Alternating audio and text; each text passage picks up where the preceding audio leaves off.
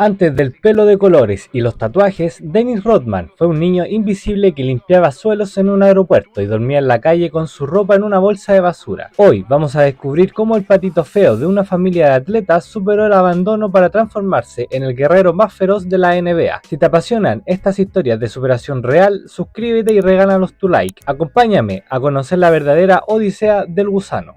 La infancia de Dennis Rodman fue un lienzo pintado con los colores del abandono y la incertidumbre, muchos antes de que el neón y los tatuajes definieran su imagen pública. Nacido en Trenton, pero forjado con la esperanza de Oak Cliff, Dallas, Dennis creció en un entorno donde la supervivencia era la única prioridad y la figura paterna solo un eco lejano tras la partida de Philander, quien dejó atrás un vacío que ni la alcanzable Shirley, con sus múltiples empleos, lograba llenar del todo. En ese hogar humilde, Rodman era el gusano, no por la ferocidad defensiva que mostraría años después, sino por la forma casi fetal en que se aislaba del mundo frente a las máquinas de pinball, siendo un niño dolorosamente tímido que se sentía invisible entre mujeres fuertes, mientras sus hermanos Debra y Kim se convertían en auténticas amazonas del baloncesto universitario, alzando trofeos y acaparando la admiración familiar. Dennis se quedaba atrás, atrapado en un cuerpo menudo y una baja autoestima que le hacían creer que el éxito no estaba diseñado para él. Era un náufrago emocional en un barrio hostil. Un joven que caminaba cabizbajo sintiéndose el patito feo de una estirpe de atletas, sin sospechar que ese mismo sentimiento de exclusión y esa necesidad desesperada de ser visto se convertirían, tras un estirón físico milagroso, en el combustible que lo transformaría en el reboteador más impecable y el personaje más fascinante que la NBA haya jamás conocido. La adolescencia y la transición a la adultez de Dennis Rodman se leen como una alegía a la soledad, un periodo donde el futuro no era una promesa, sino una amenaza de mediocridad constante. En los pasillos de South Oak Cliff, Dennis era un fantasma que habitaba en un cuerpo de apenas 1,68 m, un chico que cargaba con una humillación silenciosa de ser el eslabón débil de una familia de atletas prodigiosas. Mientras sus hermanas dominaban las canchas con la seguridad de ser las elegidas, él sufría el rechazo sistemático de los entrenadores, quienes veían en su figura escuálida y sus manos torpes a alguien sin el menor rastro de talento.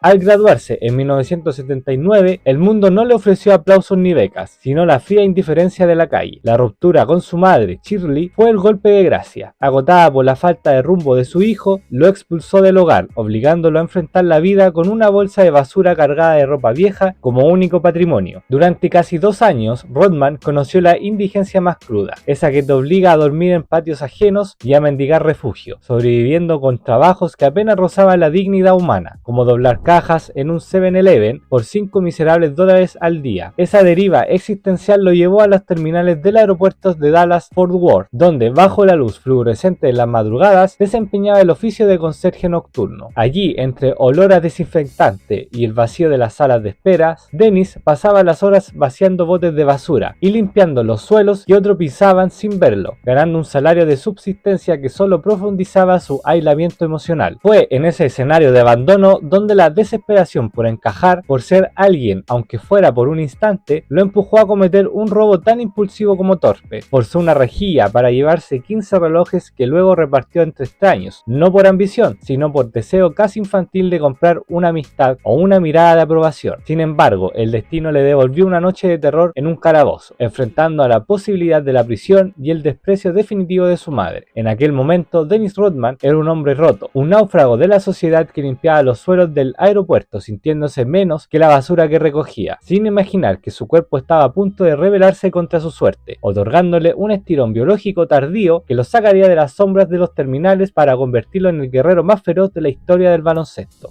A los 20 años, cuando la mayoría de los jóvenes ya han trazado el mapa de sus ambiciones, el cuerpo de Dennis Rodman decidió rebelarse contra la lógica biológica con un estirón repentino casi violento que lo llevó desde los 1,80 a los 2,01 metros en cuestión de meses. Aquella transformación no fue recibida con alegría, sino con una profunda crisis de identidad. Dennis se sentía un monstruo desgarbado, un extraño habitando un envase que no reconocía, al punto de negarse a salir de casa sin su viejo overol de trabajo para intentar ocultar, de algún modo, esa estatura que lo exponía a las miradas del mundo. Sin embargo, ese mismo cuerpo que lo avergonzaba fue su billete de salida de la marginidad. Dejó de ser el conserje invisible del aeropuerto para convertirse en un guerrero de las canchas recreativas de Dallas, donde, sin técnica pero con una rabia instintiva, Oklahoma, aprendió de quien posee el rebote posee el destino del juego. Tras su paso fugaz y fallido por el baloncesto colegial de Cook County, donde sus demonios académicos y su falta de disciplina lo llevaron a la expulsión, el destino lo arrastró hasta la Universidad Estatal del Sureste de Oklahoma. Allí, en un rincón olvidado de Durant, el gusano finalmente eclosionó. Durante 3 temporadas, Dennis no solo jugó al baloncesto, sino que lo dominó con una ferocidad estadística casi real, promediando más de 25 puntos y 15 rebotes por partido, y dejando para la historia actuaciones épicas con 46 puntos y 32 rebotes que parecían gritarle al mundo que ya no era aquel chico bajito a la sombra de sus hermanas. Pero el milagro más profundo de Rodman en Oklahoma no ocurrió bajo las luces del gimnasio, sino en la soledad de los campos rurales, donde su alma fragmentada encontró por primera vez un ancla. Durante un campamento de verano, Dennis conoció a Bernie Rich, un niño de 13 años que cargaba con el trauma devastador de haber matado accidentalmente a su mejor amigo en un accidente de casa. En un encuentro de 2 soledades heridas, el gigante de la ciudad y el niño blanco del campo se volvieron inseparables. A pesar de los prejuicios raciales de la época y la desconfianza inicial en una Oklahoma rural y conservadora, la familia Rich terminó abriendo las puertas de su granja y de su corazón a ese joven que no tenía dónde ir. Ahí, lejos del ruido y la presión, Dennis encontró una redención cotidiana. Cambió las canastas por los tractores y los aplausos por el cuidado de las vacas, integrándose en una familia situada que lo adoptó como un hijo más. Por primera vez en su vida, el hombre que dormía en patios con una bolsa de basura tenía un hogar, una madre que lo quería sin condiciones y un hermano pequeño que lo admiraba, dándole la paz emocional necesaria para que ese talento salvaje se puliera y estuviera listo para dar el salto definitivo al escenario más grande del mundo, el draft de la NBA.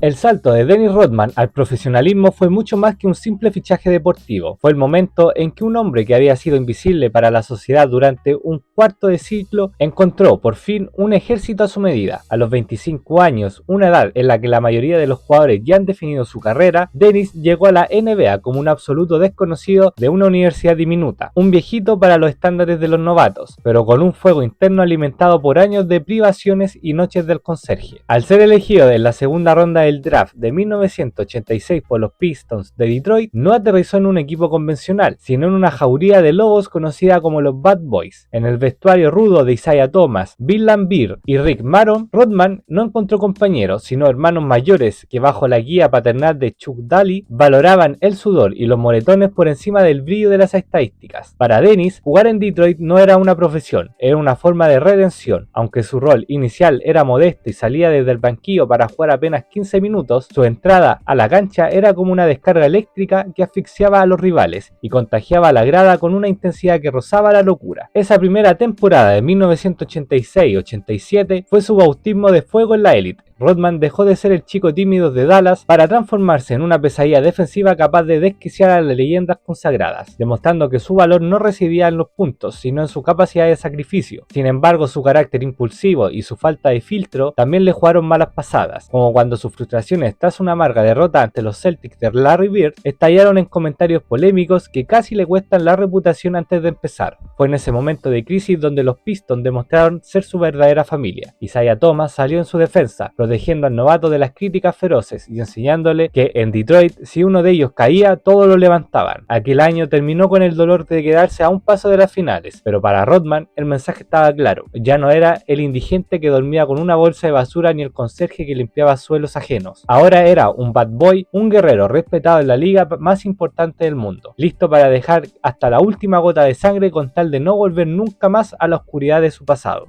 La temporada 1987-88 fue el escenario donde Dennis Rodman dejó de ser una promesa para convertirse en el motor incansable en Detroit, un año de crecimiento explosivo donde su cuerpo parecía estar en todas partes al mismo tiempo, acumulando casi 1000 puntos y 800 rebotes con una entrega que rozaba el misticismo. Pero más allá de las frías estadísticas y de la agonía de quedarse a un suspiro de la gloria ante los Lakers, un dolor que cargó sobre sus hombros tras fallar un tiro crucial y cometer una falta sobre Mike Johnson en el séptimo juego. Aquel fue el año en que su vida encontró un nuevo poderoso eje, el nacimiento de su hija Alexis. Entre el fragor de las canchas y el ruido de las tensiones raciales que amenazaban con asfixiarlo, Dennis encontró en su novia Anika y en la pequeña Alexis un refugio de ternura, un ancla emocional que lo ayudaba a sanar sus inseguridades mientras aprendía que, aunque el éxito profesional se le escapara de las manos por un segundo, finalmente estaba construyendo la familia que el destino le había negado en su propia infancia.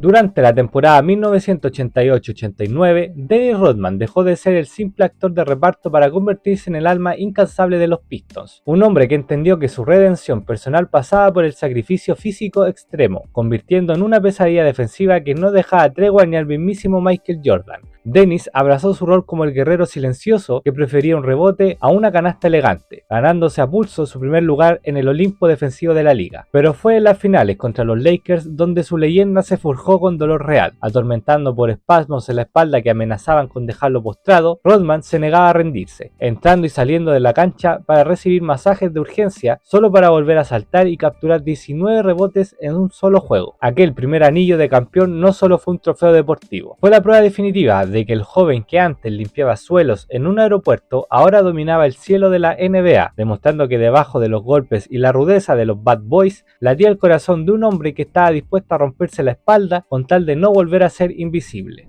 El triunfo de Dennis Rodman en 1989 al alzar el trofeo Larry O'Brien bajo el cielo de Detroit representó mucho más que una simple efeméride deportiva. Fue la culminación de una de las epopeyas de redención más improbables en la historia de un hombre. Apenas unos años antes, Dennis habitaba las sombras de la terminal de un aeropuerto, barriendo el rastro de los viajeros que ni siquiera notaban su presencia, sintiendo que su vida era un callejón sin salida de pobreza y anonimato. Pero en las filas de los Bad Boys, aquel joven que encargaba con el trauma del abandono paterno y la indigencia, encontró en el baloncesto un lenguaje para canalizar toda su rabia acumulada. Cada uno de sus 1800 rebotes en estas temporadas iniciales fue un acto de fe, una batalla ganada contra un pasado que intentó borrarlo. Dennis no saltaba solo por un balón, saltaba por escapar de la bolsa de basura donde un día guardó toda su ropa, y defendía la canasta con una ferocidad casi suicida porque sabía, mejor que nadie, lo que significaba no tener nada que proteger. Esa temporada de 1989 validó su odisea. El gusano de Oak Cliff se había transformado en un gigante de hierro que aterrorizaba a las estrellas más brillantes de la liga, demostrando que la resiliencia puede ser más poderosa que el talento innato. Al verse rodeado de confeti y con el anillo de campeón en su dedo, Rodman cerró el ciclo más doloroso de su existencia, pasando de ser un simple limpiador invisible a un pilar fundamental del equipo más temido del mundo. Su impacto no se medía en puntos, sino en el sudor derramado por sus compañeros y el pánico que infundía en sus rivales. Aquel campeonato fue el grito de un hombre que, tras una vida de ser rechazado y subestimado, finalmente había conquistado su derecho a ser recordado por siempre. Aquel primer título no solo coronó a los Pistons, sino que bautizó la leyenda de un guerrero que encontró en la defensa su hogar y en el rebote su libertad definitiva.